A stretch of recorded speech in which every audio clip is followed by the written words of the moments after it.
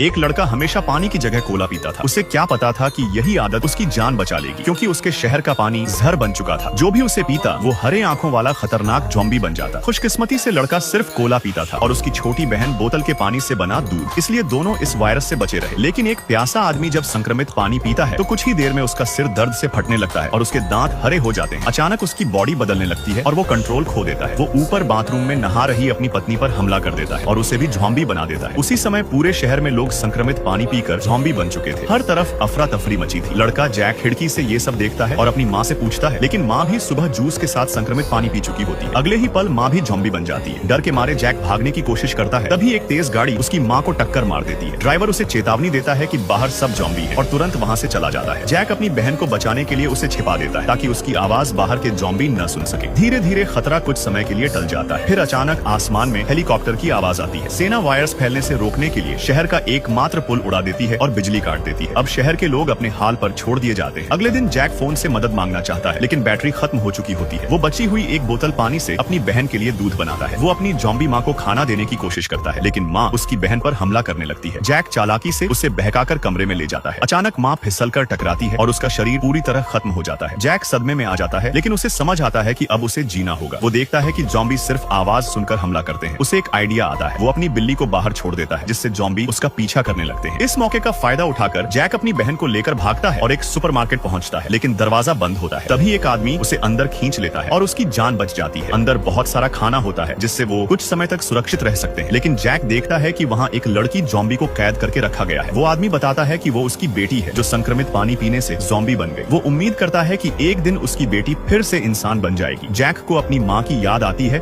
और वो भी सच जानना चाहता है कि ये सब कैसे हुआ। दोनों अंदाजा लगाते हैं कि शायद ये सब जहरीले पानी या किसी केमिकल लीकेज की वजह से हुआ है। सच पता करने के लिए वो पानी के प्लांट जाने का फैसला करते हैं, लेकिन वहाँ उनका इंतजार कर रहा है असली खतरा। और नेक्स्ट पार्ट के लिए सब्सक्राइब करें।